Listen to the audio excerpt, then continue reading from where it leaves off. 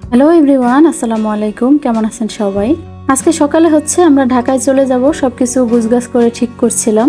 গাড়ি আসবে সকাল 10টায়, তো আজকে একটু দেরি করে ঘুম থেকে উঠছি। তো এই যে দেখেন, সবাই স্কুলের জন্য রেডি হয়ে যাচ্ছে। তো এদিকে ওর মুরগিটাকে ও একটু খাবার দিয়ে গেল। এদিকে আমার এই ভাস্তিও কলেজে চলে যাচ্ছে। তো ওকে বলছিলাম একটু পোজ দিয়ে দাঁড়াতে, তো দেখতে পাচ্ছেন কি পোজটাই না দিছে।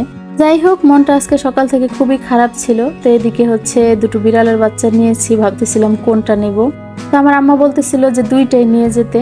সবাই বলল যে সাদার মধ্যে কালো যেটা ওইটা নিতে। ভাবলাম যে আরেকটা বিড়াল ওর মাকে দিয়ে দিই। তো এই তো দেখতে পাচ্ছেন, ওর মা আশপাশ দিয়ে ঘোরাঘুরি করছিল।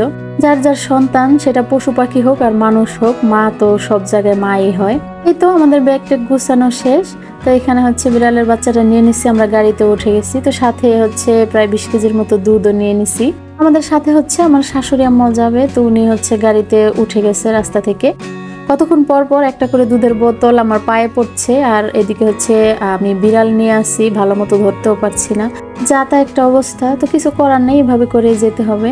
এসে আসলে আমার একদমই যেতে ইচ্ছে করে না, তারপরেও কিছু করার নেই, যেতে তো হবেই। এই জন্যই আমি 2-1 দিনের জন্য আসতে চাইছিলাম না। তো আয়নের বাবা জোর করেই নিয়ে আসছে। 2-1 দিনের জন্য আসলে মনটা খুবই খারাপ লাগে, মনে হয় যেন আরো যদি কয়েকদিন থেকে যেতে পারতাম।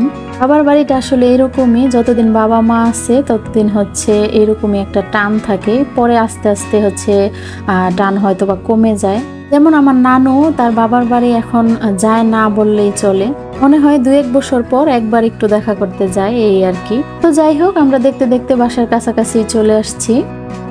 এই তো অবশেষে এই কালো বিড়ালটাকে নিয়ে আসছি। কালো বিড়াল আমার যদিও পছন্দ না, তারপরও কিছু করার ছিল না।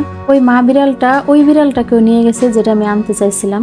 তো আমি এসে সাথে সাথে দুধ চুলায় বসায় দিছি।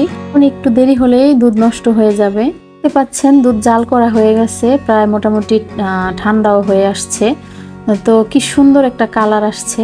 আমাদের এখানে যে ফার্মের দুধগুলো থাকে, সেগুলো সারাদিন জাল করলেও এরকম কালার আসবে না, আর বেশি জাল করতে গেলে কেমন যেন ফ্যাকাশে একটা কালার হয়ে যায়। এই দুধগুলো দেখেই খেতে ইচ্ছে করবে, আর খেতেও ভীষণ মজাদার। আয়নের বাবার দুধের সর খাওয়া একদমই নিষেধ, তারপরও উনি খেয়ে নিচ্ছে। তো বলতেছিল এগুলো দেখে না খেয়ে থাকা একদমই সম্ভব না। এদিকে বিড়ালটাকে একটু খাওয়ানোর ট্রাই করছিলাম, যেহেতু একদমই ছোট, তাই খেতে একটু টাইম লাগবে। তারপরেও যতটুকু খাচ্ছে এটাই অনেক। তো যাই হোক, বাসার সব বাচ্চারা খুবই খুশি হয়েছে, আর সবাই খুব আদর করছিল ছোট্ট বিড়াল দেখে। আর ও এখনো খামচি টামচি দিতে পারে না বা আক্রমণ করতে পারে না, এই জন্য ওদের কাছে আরো বেশি ভালো লাগছে। ওর জন্য একটা ফিডার অর্ডার করছিলাম দারাজ থেকে, এটা সম্ভবত কালকে দিয়ে যাবে। আজকে ড্রপ দিয়ে একটু ট্রাই করলাম। তো ভিডিওটি কেমন লাগলো জানাবেন। সবাই ভালো থাকবেন। আল্লাহ হাফেজ।